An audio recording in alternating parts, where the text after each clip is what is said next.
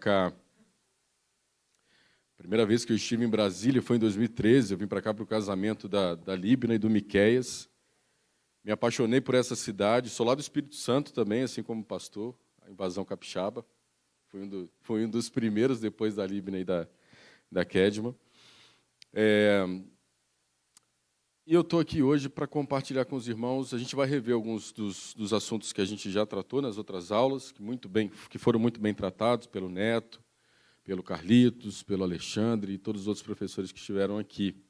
A gente vai fazer vamos fazer uma lembrança de alguns temas importantes, mas hoje a aula vai ter uma conotação um pouquinho diferente. A gente não vai abandonar o assunto do livro, mas a gente vai fazer um paralelo, eu vou tentar fazer isso com os irmãos, um paralelo entre o tema principal do livro e como a gente responde a esse chamado, que é o tema central, chamado para criar, de que forma nós, limitados que somos, podemos ouvir essa voz de Deus, esse chamado, e responder a esse chamado dentro dessas nossas limitações.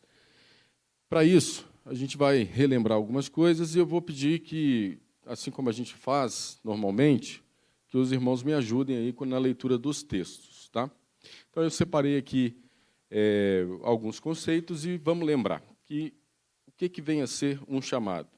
Importante lembrar que um chamado ele não diz respeito unicamente sobre um projeto, mas sobre uma profunda convicção de um propósito. É quando você tem certeza lá no seu coração, não porque alguém disse, mas porque você sentiu lá no seu coração o Espírito Santo te incomodando em relação a algo que Ele quer que você faça. Então, aqui tem uma coisa muito importante do que eu quero compartilhar hoje, que, quando a gente pensa no chamado, e a gente está falando nesse chamado para servir a Deus, é muito importante que a gente dissocie aquilo que eu quero fazer daquilo que o Senhor quer que eu faça no ministério, na obra dEle. E nós temos muita dificuldade de fazer isso, até porque as nossas histórias vão sendo construídas, principalmente pessoas que cresceram dentro de uma igreja evangélica, como foi o meu caso. Eu vou contar isso para os irmãos daqui a pouquinho, como é que se deu essa história. Mas a gente meio que é levado, né, ao longo aí da vida cristã, a fazer coisas que a gente já vê as pessoas fazendo na igreja. Quando você é pequenininho e vê o Luciano cantando lá na frente, imagina, Lu, aquela criança que gosta de cantar, ela quer cantar como o tio Luciano canta. E é meio que normal que você acabe sendo conduzido para aquelas pessoas que são referências para você dentro da igreja. E na vida secular também é assim. As pessoas olham para outras pessoas, e hoje está tão difícil falar disso, né, porque a gente está cheio de más influências espalhadas por aí, mas dentro da igreja isso também acontece. Então é muito comum que você se espelhe em algumas pessoas e que você pense, olha, talvez seja isso que eu quero fazer na obra. E aí, às vezes, a gente acaba esquecendo que não é a gente que decide. E eu vou tentar chegar ao final da aula de hoje mostrando como que isso foi importante na minha vida e chegar a esse entendimento. Daqui a pouco a gente conversa mais sobre isso. Mas é importante lembrar que propósito é algo, normalmente, não despertado por nós, não baseado nas nossas crenças sobre nossas habilidades, mas sim daquilo que o Senhor separou para nós como missão, principalmente falando de vida cristã dentro da igreja. Então, aqui em 1 Coríntios 1, 26, a gente lê o seguinte: irmãos, pensem no que vocês eram quando foram chamados. Poucos eram sábios, segundo os padrões humanos, poucos eram poderosos, poucos eram de nobre nascimento. Ou seja, não importa muito aqui aquilo que você acha que sabe fazer, aquilo que você acha que é bom, naquilo que você acha que é bom, mas sim na necessidade do reino e naquilo que Deus tem pensado, sonhado para você. Ele vai te capacitar. A gente tem inúmeras histórias na Bíblia sobre isso. Quando a gente pensa lá em Moisés, por exemplo, Moisés, quando foi chamado, responde, olha, eu não sei nem falar. Como é que eu vou liderar um povo? E ficou lá 40 anos liderando o povo de Deus no deserto. Ou seja, ele capacita.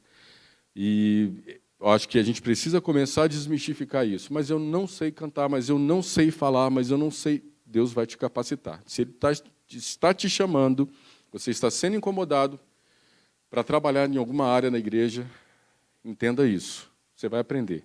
Não sei como, mas você vai aprender. Ele vai te capacitar, ele vai te ensinar. E aí é importante a gente separar, como eu disse, aqueles planos que são seus e os planos que são de Deus. E é a hora que a chave vira quando você começa a entender isso. Tem uma diferença grande nisso, e muitas vezes você vai perceber que talvez as coisas não estejam caminhando como você gostaria, porque você não está alinhado, seus planos não estão alinhados com os planos que são os planos de Deus para a sua vida. E leva um tempo até que você entenda isso, e que você ouça a voz de Deus te mostrando qual é o caminho que você deve seguir. Na igreja também isso acontece, para a gente que convive aqui no meio dos irmãos. Então, eu vou mostrar para vocês aqui que, primeira coisa que a gente precisa relembrar, a gente é incapaz de escolher, por si só, o caminho correto. Não é isso que a gente aprende? Que, se depender da minha vontade, provavelmente eu vou escolher um caminho ruim, um caminho mau. É muito difícil para o homem separar o próprio desejo do seu coração daquilo que é desejo do coração de Deus, porque normalmente a gente está inclinado a fazer escolhas que são benéficas para a gente, que são confortáveis para a gente. A motivação das nossas escolhas, na maioria das vezes, é uma motivação pecaminosa. E aí, a gente, quando vai para a Bíblia para ler sobre isso, a gente vai encontrar o seguinte. Quem pode ler para mim aí? Romanos 7, de 18 a 21. Quem encontrar primeiro pode ler.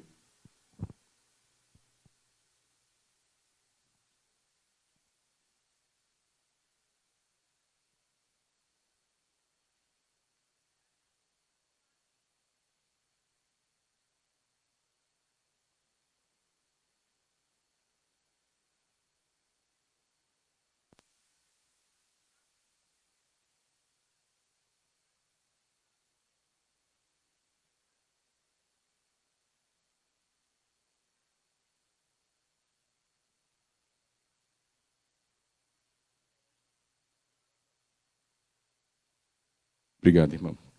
Ou seja, o mal habita em mim, a minha natureza é caída, dificilmente eu vou conseguir sozinho, por minhas próprias convicções, por minhas próprias motivações, escolher o caminho correto. E eu inclino as minhas decisões, e habitualmente é assim que a gente faz, baseado muito naquilo que é o desejo do meu coração. E quando a gente vai ao fundo do nosso coração, a gente acaba encontrando essas motivações que são torpes, que não agradam ao Senhor. A Bíblia diz isso, e a gente tem também muitos relatos disso ao longo aí da história e na Bíblia também. Mas a vontade de Deus é o quê? Boa e agradável. E aí eu preciso que alguém leia para mim Jeremias 28, 11.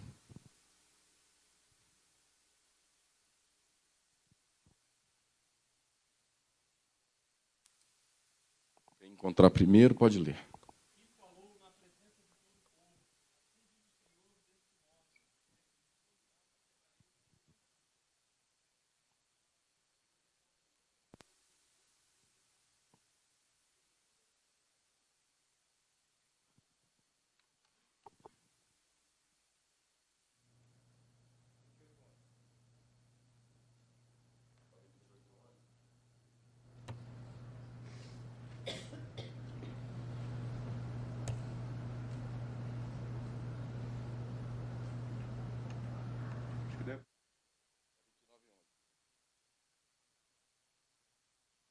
Por favor, Neto, 29, 11, desculpa, está errada a referência.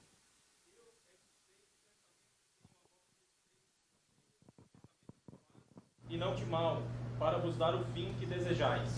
Pois bem, a Bíblia está dizendo aí, existe uma promessa de que o Senhor é que sabe os pensamentos que tem a nosso respeito. Pensamentos de paz e não de mal. Ou seja, quando eu me baseio as minhas decisões naquilo que é promessa de Deus para a minha vida, a chance da escolha ser feita de maneira correta é muito maior. Então, a gente vê que há uma diferença aí entre aquilo que motiva os nossos sonhos, os nossos planos, e a vontade boa e agradável do Senhor. Normalmente, as nossas motivações são torpes, né? A gente tem um pensamento, desde ali, quando a gente começa a entender um pouco mais sobre a vida, egoísta, né? Eu nunca precisei ensinar para a Isabela e para o João a mentir. Nunca foi ensinado para aqueles dois. E eles, desde muito pequenininho, na hora que a coisa acontece e alguém faz alguma coisa errada, não foi ele, foi a Isabela, papai, não fui eu. E a gente sabe que foi o pecadorzinho do João que fez. Dependendo da arte, tem DNA ali, né? O DNA pecadorzinho dele. Não precisei ensinar. Omitir as coisas também, não só mentir, mas deixar de contar que quebrou alguma coisa em casa. A Isabela tem uma característica muito engraçada. A Isabela, ela não sabe mentir, então ela se enrola, né? Quando você aperta, ela se enrola, a carinha dela entrega. Mas se tiver possibilidade de não contar para o papai e para a mamãe alguma coisa que fez, fará. Então, por essa natureza, normalmente a gente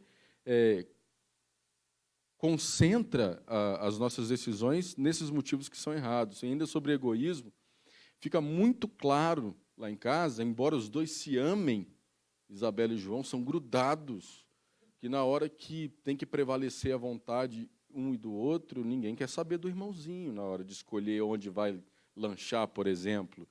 Então, existe isso, e a gente ensina o contrário. A gente passa ali, quem é pai sabe disso, você passa a maior parte do tempo ensinando que tem que compartilhar o brinquedo, que tem que fazer a vontade do irmãozinho também, que tem uma hora para cada um, né, participar das decisões, mas a gente é pecador, e a gente vê ali o pecado do nosso coração também, revelado no coraçãozinho dos nossos filhos.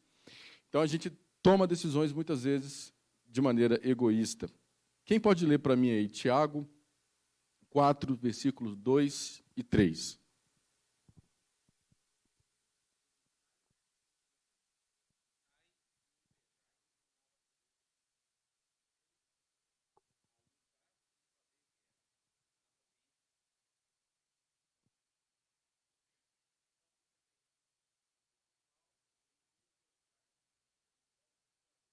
Obrigado, irmão. A gente trabalha muito isso lá em casa, que tem hora que a teimosia, a inclinação ruim do coração faz com que os dois percam alguma coisa. Se não há uma decisão unânime, se há uma briga por uma coisa que os dois estão querendo, acaba que os dois ficam sem.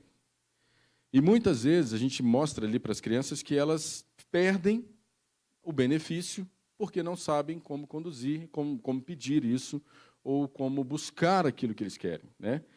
Estou dizendo que a gente faz tudo certo, não, viu, irmãos? Tem hora que a gente deixa o pau quebrar lá, porque tem dia que você não está a fim de lidar com aquelas lutas ali. Mas, na maioria das vezes, a gente tenta mostrá-los que eles precisam ser inteligentes ao pedir as coisas, que eles precisam ter o coraçãozinho centrado no que é bom, no que a palavra de Deus diz, no que Jesus faria para pedir as coisas, para desejar as coisas, porque assim a chance deles terem êxito é muito maior. E que quando a motivação não é correta, eles perdem, eles acabam perdendo. Isso é didático, mas assim, dá trabalho, viu? Cansa. Às vezes a gente tenta fazer, e tem dias que a gente perde essas lutas. Mas, normalmente, isso gera o quê nas crianças? Não só nas crianças, estou falando da gente também. Frustração. Você pede mal, você deseja mal, você imagina saber o que está escolhendo para a sua vida e que caminho você vai trilhar. E aí, a motivação não sendo correta, você se frustra. Porque, na maioria das vezes, você vai descobrir, depois que você consegue alguma coisa, que você não era aquilo que você queria, que você não queria tanto assim, ou que a sua motivação estava errada. Eu recebi, e agora? O que eu faço com isso que eu recebi? Nada, porque eu só queria receber. Eu não estava muito preocupado com o fim, mas eu queria mostrar que eu conseguiria receber isso aqui. Eu acho que eu trabalhei a vida inteira em empresa privada, e nas empresas privadas a gente vê muito isso também acontecendo. Mas eu sei que é uma realidade muito marcante aqui de Brasília, do funcionalismo público. Eu tenho vários amigos que prestam concursos rotineiramente. E esses meus, não é muito incomum que esses meus amigos nunca parem de estudar, nunca parem de prestar concurso. Por quê? Porque, normalmente, a motivação está meio errada aí. Qual é a motivação que eu vejo nesses meus amigos, e normalmente não são do seio aqui da igreja? são pessoas que não sabem muito bem o que querem da vida, que querem cada vez mais um cargo que pague melhor e que trabalhe menos e que nunca conseguem contentamento nessas decisões e nesse rumo que a vida profissional deles acaba tendo. E aí eu já conversei com alguns deles, né? E você passou, poxa, que legal, parabéns, passei. E agora? Agora eu vou estudar para aquele outro. Mas vai estudar, continuar estudando, vou continuar estudando, agora eu quero o outro. E quando você conversa, entrevista, né, com essas pessoas, você vai ver que não é só pelo dinheiro também, sabe? Tem muito eu consigo, eu vou fazer a prova, eu vou passar e eu vou conseguir. É porque meu primo passou, eu quero passar também, porque senão minha tia vai falar para minha mãe, eu ouvi isso, tá? Que só o filho dela que consegue. Enfim, motivações erradas, né? Isso causa frustração, causa desânimo. Tem gente que abandona a fé por causa disso, porque nunca está contente. Não há contentamento. Por mais que Deus abençoe, a vida dessa pessoa ela ainda não sente prazer naquilo que ela tem recebido, por causa das suas motivações. Sem ouvir a voz de Deus, sem entender o chamado, sem entender o propósito, você é incapaz de receber esse contentamento. Alguém pode ler para mim agora 1 Coríntios 1, 26?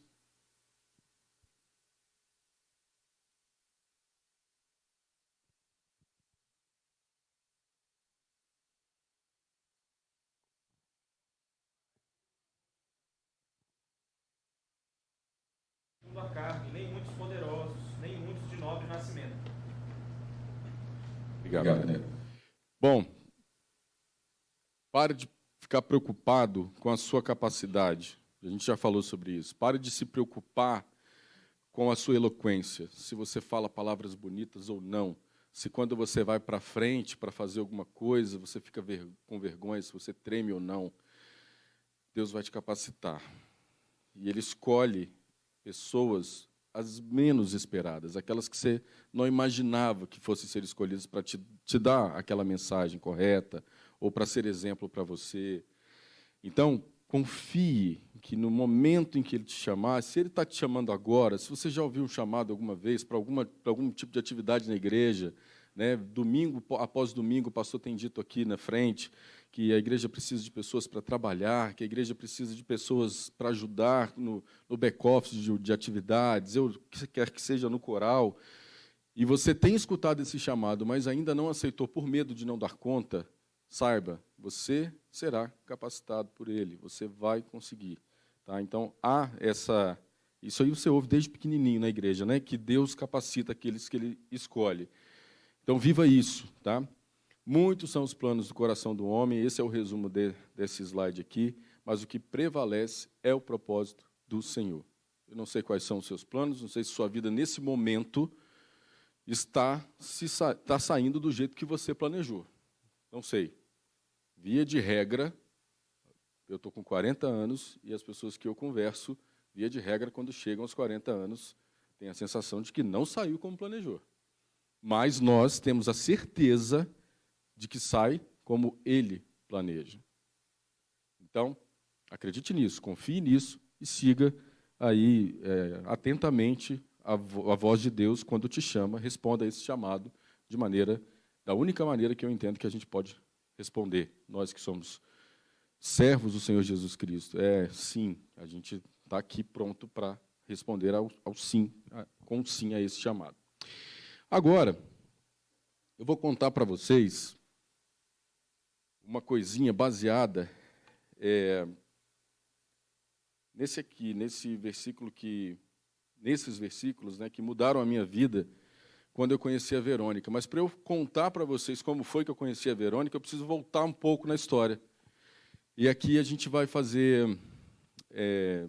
um momento que para mim não é difícil fazer, eu não tenho nenhum problema de contar essa história para vocês, mas no final a gente discute essa história com uma mensagem que eu quero deixar de mais importante para os irmãos nessa manhã. Como eu disse, eu fui criado num lar evangélico, nasci numa casa, uma família batista, muito batista. Meu avô era diácono, Então, toda a minha família vem de uma linhagem batista. E, desde muito pequenininho, eu sempre estive envolvido nas atividades da igreja. Normal, né? A gente é criado num lar evangélico, isso é normal que isso aconteça. A Igreja Batista tem uma linha muito forte, né, de trabalhar na área da música. Então, desde muito pequenininho, com 6 anos, eu já fazia lá musicalização infantil. Assim aconteceu comigo, com os meus irmãos e com todas as pessoas que tinham ali a minha idade. À medida que, com 13 anos, eu já tocava violino. Então, com 13 anos, eu já tocava e não só tocava, eu dava aula de violino, com 13 anos. Era normal também que a gente, aprendendo na igreja, tivesse que ensinar para as crianças mais novas na igreja. Era mais ou menos assim que o sistema se retroalimentava. Então, com 13 anos, eu tocava na igreja, na orquestra da minha igreja, e dava aula de violino. Naquele momento ali, eu me descobrindo como um adolescente, eu me apaixonei. 13 anos, muito novinho, né? Me apaixonei. E pior, irmãos, eu me apaixonei por uma menina mais velha. Ela tinha 16, eu tinha 13. Ela já era quase uma mulher, eu era uma criança. Tinha como dar certo esse negócio? Dificilmente, né? Eduardo e Mônica. Mas eu sempre fui muito persistente, viu? E aí começa a minha história, né, de fé. Porque eu, não sabendo que era impossível, continuei insistindo nessa história. E com 14 anos, eu tinha 14 anos, meu pai virou para mim, eu já tinha 14, né? Meu pai disse o seguinte: ok, você quer namorar? É isso que você quer? Você tem que trabalhar, porque eu não vou sustentar o seu namoro, você eu sustento. Mas o seu namoro, você é criança ainda, se você quiser, você vai trabalhar. Então, eu comecei a trabalhar. Com 14 anos, comecei a dar aula numa escola de música, e com 15 eu já trabalhava na Vale do Rio Doce, ali ainda não oficial, né? Eu trabalhava, tinha um contratozinho de estágio, que eu fazia manutenção em computadores lá. E eu continuei insistindo nessa história, como eu disse para os irmãos, e comecei a namorar essa menina, que era da igreja também. E na Igreja Batista, como os irmãos devem saber, alguns devem saber, a gente tem a figura do diaconato feminino. E essa menina era filha de uma diaconisa da igreja. E a gente namorou ali por 10 anos. 10 anos de namoro. No início era muito difícil, porque como eu ainda era muito novo e ela já era mais velha, ela já tinha um ciclo de amizades que era muito diferente do meu. Imagine, 18 anos, 16 para 17, ela tinha amigos de 16, 17 anos. Os meus amigos estavam de fralda ainda, 13, 14 anos, né? E houve da minha parte uma separação. Era meio que natural. Eu não tinha mais assuntos com aqueles meus amigos da minha idade. Eu passei a conviver com os amigos que eram amigos dela. Muito por causa da maturidade também, né? Que a mulher, normalmente, ela amadurece mais rápido. Então, eu, além de ser mais novo, como homem, levei um tempo maior aí para amadurecer. E aí a gente teve esse relacionamento de 10 anos. Desse relacionamento, a gente fez, e era como nós dois fomos criados ali na igreja, e tínhamos princípios, e foi uma decisão nossa também de ter um relacionamento à luz da Bíblia, com o objetivo de casar. Não tinha outro objetivo ali. O objetivo era o casamento, com todas as dificuldades que um casamento entre um menino, que era ainda quase uma criança, e uma mulher já iria enfrentar, para até que a gente conseguisse chegar nesse objetivo. É tipo Eduardo e Mônica mesmo, viu? Porque ela estava se formando e eu ainda estava entrando na faculdade. Ela já trabalhava na Rede Gazeta, afiliada da Globo no Espírito Santo, como jornalista. Eu estava no meio do curso ainda. Mas por causa dessas escolhas, né, e da minha vontade de me casar com essa menina, eu abri mão de alguns sonhos que eu tinha. Meu sonho era ser médico, só que não ia dar tempo.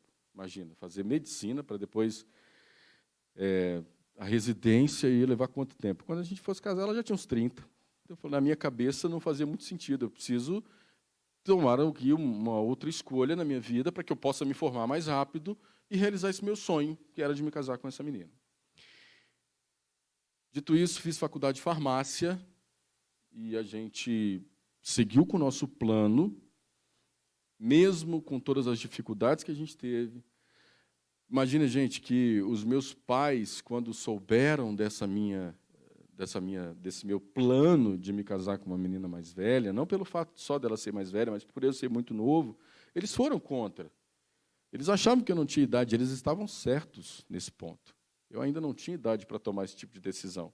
É lógico que, à medida que o relacionamento foi amadurecendo, que a gente foi passando tempo junto, eu fui amadurecendo também, né? Então, lá no final do relacionamento, antes do casamento, eu já era um homem, já era um adulto, mas eu tive que abrir mão de muitas coisas da minha adolescência e da minha infância por causa dessa decisão. Bom, a gente casou em julho de 2006, nós nos casamos, e em novembro, dia 5 de novembro de 2007, a gente tinha ido para um casamento em Belo Horizonte, casamento de um primo, em Belo Horizonte, e na volta de Belo Horizonte para Vitória, era por volta das 5 horas da manhã, eu havia combinado com um primo que também estava lá, que também iria para Vitória, da gente se encontrar na estrada para a gente tomar café num lugar que a gente sempre gostava de parar. Quem faz esse percurso aí de Vitória, de Brasília para Vitória, acaba passando por lá. Não sei se ainda existe, viu, pastor? O senhor que vai muito de carro, Cotoxés ainda existe, o laticínio. A gente gostava de tomar café da manhã lá. E aí quando fui sair eu estava numa cidade ali próxima a Belo Horizonte, chamada Santa Luzia. Quando eu saí de Santa Luzia, eu liguei para ele e ele não atendeu. Nessa época, não sei se os irmãos se recordam, se você tivesse um telefone e você estivesse fora do seu estado e você não tivesse um telefone de conta ou não tivesse créditos do seu telefone, você não recebia ligação quando você estava fora, né? A gente chamava disso de roaming.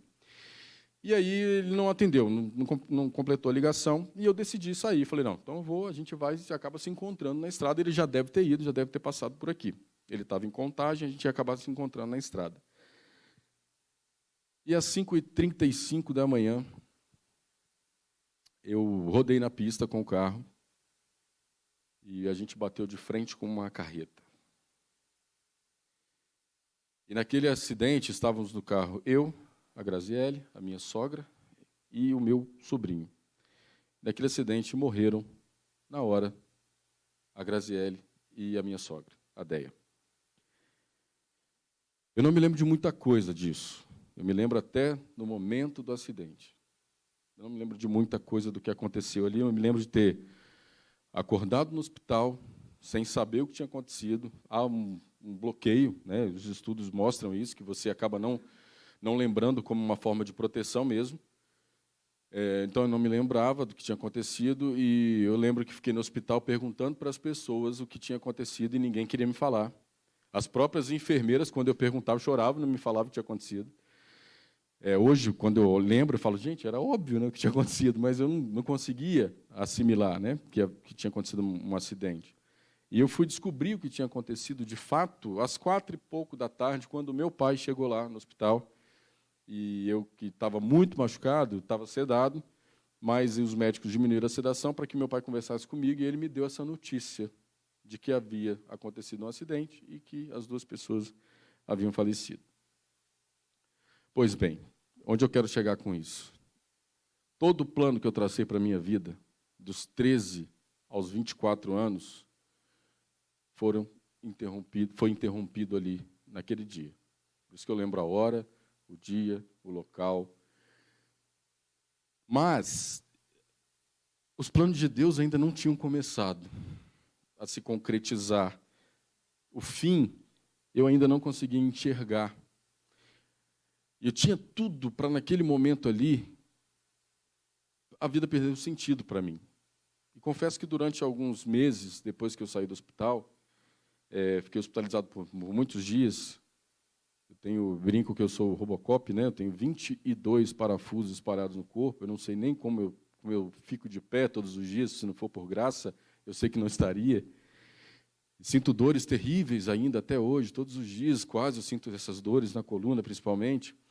Mas eu sei que o plano de Deus não começou ali. Já havia. Deus já sabia o final daquela história. E tem um paralelo que eu quero fazer aqui, porque até agora eu contei a história da minha vida antes da Verônica, né? Mas a Verônica estava lá, sempre esteve.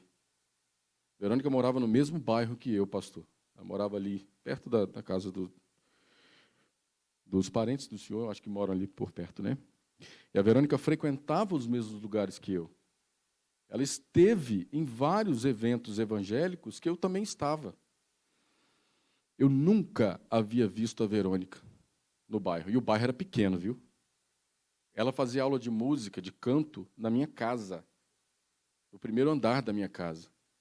Tinha uma pessoa que morava embaixo e ela fazia aula de música lá. Eu devo ter aberto o portão para ela algumas vezes, que o pessoal tocava o interfone lá em casa. Mas eu nunca vi a Verônica. Por que nunca vi? Não sei. O que eu sei é que eu falo sempre para ela, você estava guardada para mim no momento em que havia aquele plano que eu ia te conhecer na hora certa. E a minha surpresa foi que, depois do acidente, eu não queria saber de nada com ninguém, né? Eu acho que é uma coisa bem normal. Eu passei 2 anos vivendo ali, não em luto, sofrendo, mas foram 2 anos que eu estava recluso, eu não estava muito querendo me relacionar com ninguém. E o meu irmão, de 15 anos, chega para mim um dia, num belo de um dia, e fala, Maicon, conheci a mulher da sua vida. Falei, que moleque insolente, né? 15 anos, aí eu fui me lembrar que quando eu tinha 13, eu achava que eu já sabia o que eu queria da vida.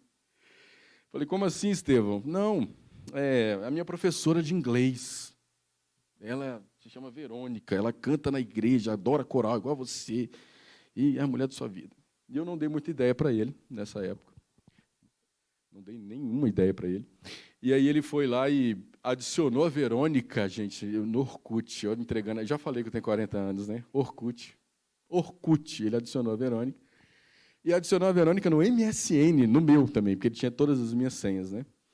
Até então, não fez diferença nenhuma, porque eu não olhava, né? Até que um dia ele abriu as fotos da Verônica lá e deixou aberta no meu computador. Aí, quando eu olhei, eu falei, olha, que mulher bonita, né? E muito mais que isso, gente, eu descobri que eu trabalhava com o pai da Verônica. Trabalhava com o pai dela, na mesma empresa. Eu era farmacêutico de uma loja que o pai dela trabalhava. E até que um dia a gente resolveu se conhecer, se encontrar, e dessa história nasceu a nossa família. Não tenho nenhuma dúvida de que os planos de Deus são perfeitos. Eu nunca tive. Embora eu tenha sofrido muito, eu não consigo, de forma alguma, achar que pudesse ser melhor de outra forma. Não, nunca pensei que pudesse. Questionei quando aconteceu. Falei, Senhor, mas eu fiz tudo do jeito certo. Eu segui o que a Tua palavra diz, os Teus preceitos, a gente fez tudo certo. Por quê? Questionei várias vezes. E várias vezes a resposta de Deus foi o silêncio. Muitas vezes. E eu não conseguia entender. Eu não conseguia entender porque na minha cabecinha, antes da Verônica, eu tinha o controle das coisas. Eu planejei a minha vida toda. E tudo saiu como eu havia planejado. E até ali, eu sinto que Deus estava mostrando, olha, eu é que tenho o controle da sua história, não é você. Eu não acredito que Deus permita que coisas desse tipo aconteçam para punir ninguém. Não acredito. Havia uma hora determinada para aquelas duas mulheres terem um encontro com ele. E era aquele momento. Só que aquele encontro das duas com ele foi um marco também do meu encontro pessoal, íntimo com Deus. Por quê? Porque quando você nasce num lar cristão, eu também acredito nisso, existe um momento que você ouve esse chamado. E o meu, a voz de Deus falando comigo, foi muito clara e para mim muito direta depois dessa tragédia. Ao conhecer a Verônica, eu conheci, como eu disse, o meu sogro, que era presbítero, e eu comecei a frequentar a igreja presbiteriana. E batistão como eu era, muito batista, os irmãos imaginam as dificuldades que eu tive. Não foram poucas. E tem outras aqui, né, Felipe, que passaram por situação semelhante. E eu comecei a estudar muito, porque eu achava muito legal como que o presbiteriano lia a Bíblia. A Bíblia é a mesma da Igreja Batista, mas eu achava que na presbiteriana se lia mais, estudava-se mais sobre ela, falava-se mais dessas verdades. E eu deixei a música muito de lado nesse período, nesse momento, e comecei a estudar mais. E um dia, sentado no sofá lá de casa, eu peguei um livro de um pastor batista. Meu problema, gente, maior era com batismo, viu? Eu pensava, um dia eu vou ter filho. E como é que eu vou fazer? Não vou jogar água na cabeça do meu filho. Era o meu pensamento, né? Uma vez eu levei a Verônica na minha igreja batista e disseram isso para mim. Maicon, traga ela aqui que a gente dá um mergulho nela antes que ela jogue água na sua cabeça. E eu tinha esse problema. Eu falei, meu Deus, como é que eu vou fazer? Vou ter que batizar os meus filhos. E aí eu comecei a ler esse livro desse pastor batista e no prefácio do livro, Hernandes Dias Lopes, que escreveu o prefácio do livro. E Hernandes Dias Lopes disse lá, em todas as letras, que a forma como o batismo, a água em si, era utilizada para batizar, não era importante. Eu não vou me lembrar agora com todas as letras, mas eu sei que naquele momento houve um abrir de olhos para mim nesse sentido. Olha que coisa pequena, né? Eu preocupado com o batismo dos meus filhos. E a maior alegria do meu coração foi quando eu batizei Isabela aqui na igreja. O pastor Rossi batizou e depois o pastor Fábio batizou o João. E não tem mais nenhum problema com isso, porque quando o Senhor tira as escamas dos olhos, a gente enxerga a vida de um jeito totalmente diferente.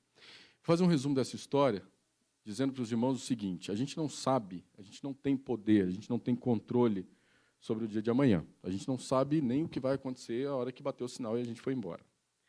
Aproveite cada minuto, cada segundo que você tem com as pessoas que você ama. Não deixe de abraçar, não deixe de dizer que amo. Meu pai e eu sempre amei muito meu pai, mas eu tinha uma relação com ele que era meio de fanatismo, sabe? Eu achava que se meu pai um dia morresse, eu ia morrer também. Eu não ia saber viver sem ele. Naquele acidente, eu descobri que eu podia viver sem qualquer pessoa, que eu ia continuar vivo. E a vida ia continuar, ia ter que continuar. Hoje, a minha relação com meu pai é de amor. Eu consigo beijar o meu pai, abraçar. Meu pai não gostava de beijar, de abraçar. A gente faz isso hoje de uma maneira leve, porque como eu estou aqui, morro de medo de receber uma ligação do Espírito Santo dizendo que aconteceu alguma coisa com eles. Mas eu sei que a minha vida não depende dessa relação nesse plano, com os meus pais, ou com os meus filhos, ou com a minha esposa. Eu sei que a minha alegria e o meu contentamento não pode estar depositado nas pessoas. Não pode estar depositado no emprego que eu tenho. Não pode estar depositado em nenhuma coisa que eu possa receber que não seja a vida eterna. Então, o meu coração se alegra por outras coisas. Hoje, a forma como eu enxergo a alegria plena que um cristão deve ter é totalmente diferente. Eu não acho que nenhum de nós precise passar por momentos como esse para entender isso. A gente pode se valer das experiências de quem já viveu e trazer isso como exemplo às nossas vidas. Aproveite cada segundo. A gente não sabe, de fato, a gente não sabe se amanhã você vai estar com os que você ama. Sendo assim, eu volto aqui para a nossa aula dizendo o seguinte: hoje eu entendo que, por ser presbiteriano, roxo, eu entendo que o fim principal do homem é glorificar a Deus e gozá-lo para sempre. Eu vivo isso todos os dias. Não estou muito mais preocupado com a hora que Ele vai me chamar. Não estou muito mais preocupado se eu posso viver sem o emprego que eu tenho hoje. Não contei essa parte para os irmãos, mas eu dei aula durante muitos anos. Fui professor de química durante muitos anos. E eu não usava o dom que eu achava que tinha para glorificar a Deus. Hoje eu trabalho ainda com educação, trabalho com educação corporativa, não sei se os irmãos sabem, mas eu trabalho na União Química e dou treinamento para 1.800 pessoas, quase que todos os dias eu dou treinamento para uma turma muito grande. E eu tento colocar um pouquinho disso aqui e ali. Todo mundo que me conhece, de alguma forma, sabe que tem um jeito diferente de enxergar a vida. E nós, como cristãos, como certos da salvação, nós temos que ter esse diferencial. A gente precisa viver isso, sabe? Eu já fui muito vaidoso, já gostei muito de ouvir falar meu nome, de estar na frente, de conduzir aulas grandes, né, auditórios enormes, lotados. Não vou levar nada disso. E minha vida mudou a partir do momento em que eu tive a consciência de que eu podia usar um dom e um talento que Deus me deu para propagar o Evangelho, para testemunhar desse Evangelho. E tem muitas vezes, gente, que a gente não abre nem a boca para testemunhar. É o seu jeito de ser, é o seu jeito de se relacionar com as pessoas, é a forma como você lida com as coisas que acontecem diariamente no seu trabalho, é a sua postura que vai determinar como as pessoas vão te enxergar. Eu não posso abrir minha boca para dizer que sou crente se eu não vivo isso. E não é lição nenhuma de moral, né, tocar nesse assunto, mas é importante que a gente faça essa avaliação. O pastor fala muito isso. Quando alguém te vê lá no seu trabalho, sabe que você é crente, sem te perguntar, reconhece que você é crente, você precisa falar que é, e quando você fala, será que você recebe? Você é crente? Que não seja assim, né? Que a gente possa viver diariamente esse amor, esse evangelho de Cristo e que as pessoas recebam isso, né? E vejam isso. Alguém pode ler para mim Romanos 11:36, por favor?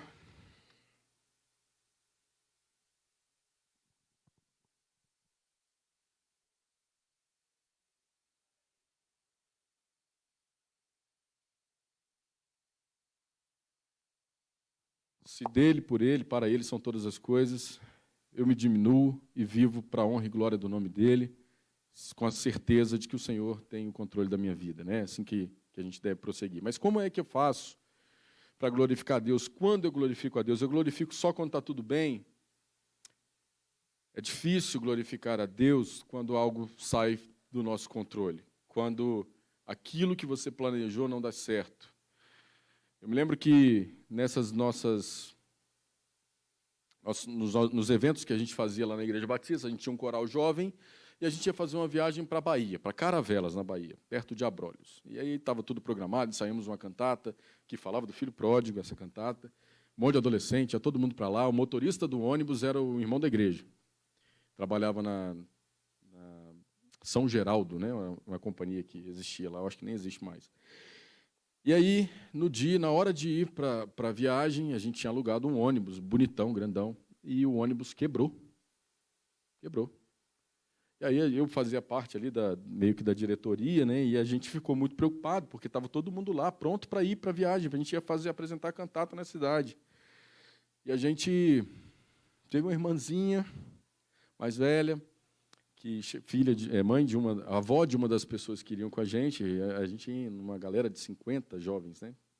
Ela chegou e falou assim: tudo dai graças. A única coisa que você que está na diretoria não quer ouvir nessa hora é em tudo dai graças. Você tem um pai dizendo ali, ou uma avó dizendo em tudo dai graças, tem 49 criticando a escolha que você fez pelo ônibus e pelo motorista e por tudo. E a gente não entendeu isso dessa forma naquele primeiro momento. A gente ficou muito chateado, a gente lamentou, a gente tentou outras alternativas e a gente não conseguiu e a viagem teve que ser cancelada. E acontece que aquele trecho ali do Espírito Santo para a Bahia, a estrada era muito ruim antigamente, não sei como é que está agora, mas houve um desmoronamento, a pista cedeu com a chuva, teve muita chuva e se a gente tivesse ido, a gente não tinha chegado. E a gente entendeu que, aí a gente foi depois, acabou que a viagem foi remarcada, e a gente entendeu também ali o Senhor cuidando. Né? Tanta coisa poderia ter acontecido. Imagina passar 2, 3 dias parado com 50 adolescentes dentro de um ônibus, né? Antes de chegar na cidade que a gente não ia conseguir chegar, a gente teria que voltar. Teria sido muito mais frustrante, né? Então, vários sinais Deus nos dá ao longo da nossa jornada de que Ele tem o controle. E, normalmente, quando a gente questiona a vontade dEle, é porque a gente não entendeu isso aqui, que a gente precisa dar graças a Ele em todas as circunstâncias, né? Não somente quando as coisas acontecem como a gente planejou. Então, essa história que eu contei para os irmãos, eu quero finalizar pedindo o apoio aqui dos nossos irmãos, do meu irmão Neto e do pastor, para a gente ouvir uma música e a gente faz um resuminho dela depois e a gente finaliza a nossa aula.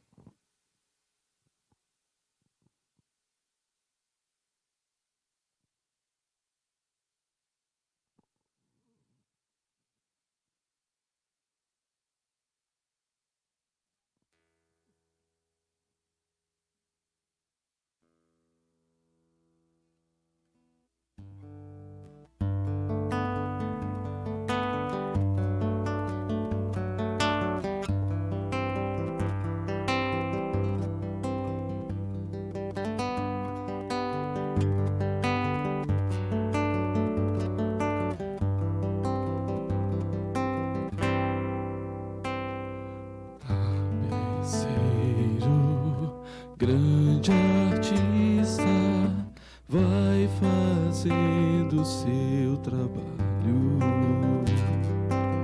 incansável, paciente no seu tear.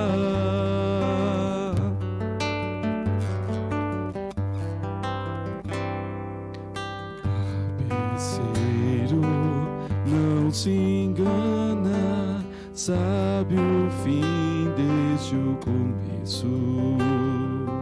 Trança voltas, mil desvios sem perder o fio.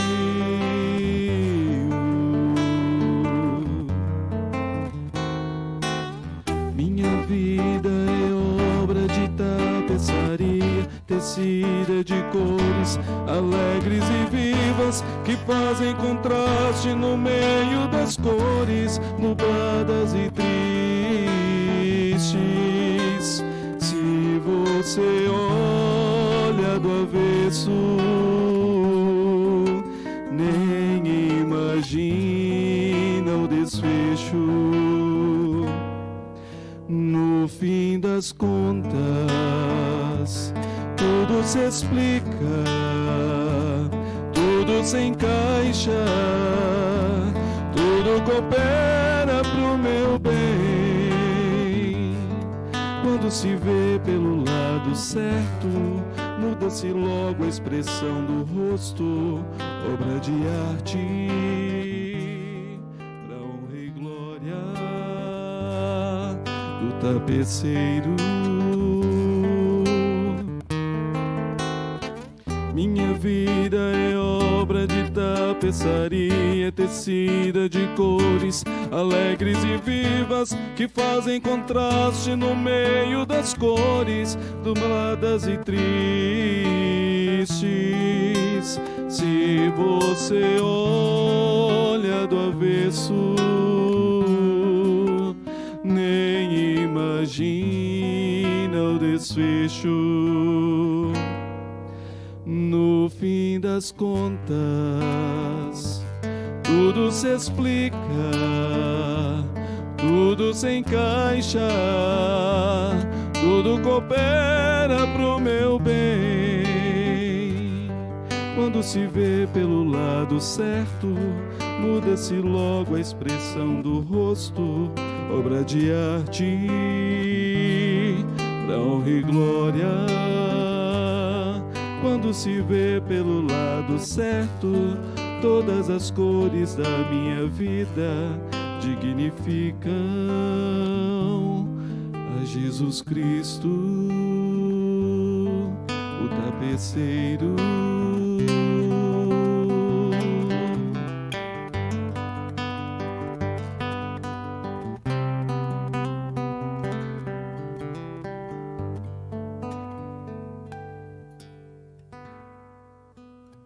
Obrigado, irmãos. Tá aí. A despeito da gente ser tudo fluminense lá em casa, né? E hoje não foi um dia muito bom para falar disso. As cores a nossa vida, como essa música fala, ela é tecida de cores alegres, vivas, mas também de cores nubladas e tristes. Eu não sei costurar, eu não sou um tapeceiro, eu não sei fazer um tapete, mas quando você olha pelo lado certo, você entende. Você consegue entender, sem questionar, que o tapeceiro, que Jesus Cristo, que Deus sabe o que está fazendo. Existem cores escuras, momentos sombrios, difíceis, mas Deus ele tem isso, né? Os segredos dele estão aí, na forma como ele conduz a nossa vida. E a gente precisa aprender a ter calma para ver o final, porque ele já sabia do final, antes mesmo de começar. Quando a gente não estiver enxergando, a gente precisa confiar nas promessas, que a gente falou lá de Jeremias 29:11. Ele sabe, o os pensamentos que ele tem a nosso respeito. Ele tinha um plano. Eu sou um homem extremamente feliz. Verônica é uma mulher que mudou a minha vida. Ela foi instrumento de Deus para mudar a minha vida. E talvez eu jamais a teria conhecido se os meus planos fossem realizados da forma como eu planejei. Então, eu fui chamado, eu entendo isso, né, para glorificar a Deus com a minha vida, no meu trabalho hoje, de uma maneira totalmente diferente do que era no passado. Eu achava que eu ia enveredar pelo caminho da música, que eu seria músico, trabalharia com isso. Nunca na vida trabalhei com isso. Tenho o maior orgulho de ser pai do João e da Isabela, de participar ativamente da educação dos meus filhos, qualquer que seja a missão que Deus reserve para os irmãos. O que fica, né, de resumo dessa história é: faça da melhor forma possível. Use os recursos que você tiver para ser excelente naquilo que você estiver fazendo, quer seja na educação dos seus filhos, como líder do seu lar. A Bíblia já diz isso, né? Já traz isso como nossa responsabilidade. Mas lembre-se de que não existe chamado pouco importante.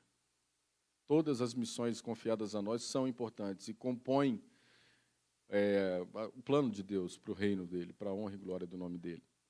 Então, viva isso. Inspire as pessoas. Eu penso que as nossas histórias, quantas histórias você deve ter da sua vida que você nunca contou, que você nunca compartilhou, o que Deus fez, o que Ele faz na sua vida? Compartilhe. Não tenha medo de falar, não tenha vergonha de falar. De alguma forma, Deus vai usar a sua história, vai usar o que você tem de bagagem para inspirar as pessoas, para confortar os corações das pessoas. Então, fale desse amor, fale dessa história, dessa mudança que Ele promoveu na sua vida.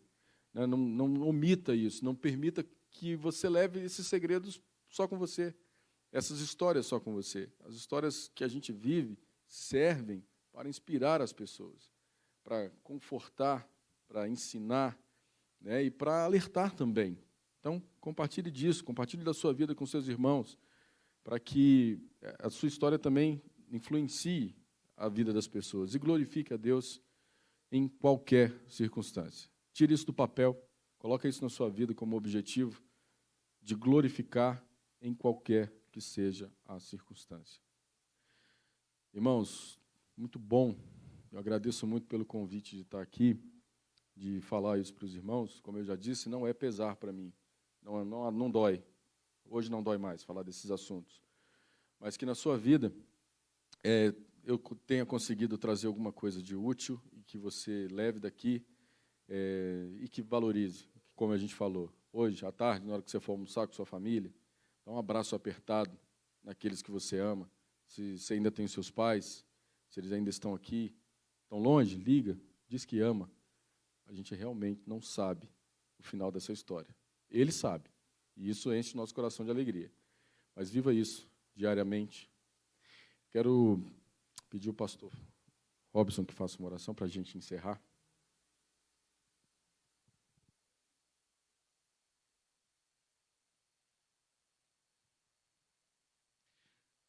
Vamos colocar de pé, queridos. Vamos orar. Pai bendito, nós somos gratos ao Senhor. Gratos pela vida do teu servo, nosso irmão Maicon. Gratos, ó Deus, pelo que o Senhor fez na vida dele. Gratos, ó Deus, porque o teu servo hoje pode glorificar o nome do Senhor com a consciência de que foi criado para isto, para a glória do teu santo nome. Que o Senhor esteja, Deus, abençoando a vida de cada um aqui presente neste lugar. E que nós tenhamos essa mesma convicção de que nós fomos criados para o louvor da sua glória. E que em todas as coisas, em todas as circunstâncias, fomos chamados para glorificar o nome do Senhor.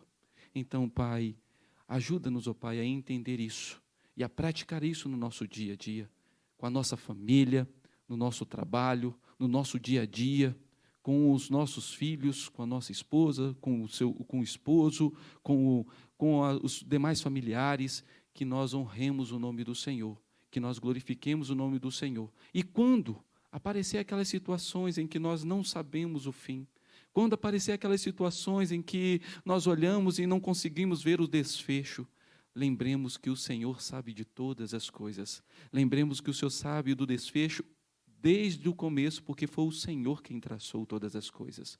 O Senhor é quem dirige todas as coisas, o Senhor é quem ordena todas as coisas, o Senhor é quem está no controle de todas as coisas, e por isso podemos glorificar o nome do Senhor, até mesmo naqueles momentos mais difíceis, porque o Senhor é o nosso Deus. Em nome do Senhor Jesus, oramos agradecidos. Amém.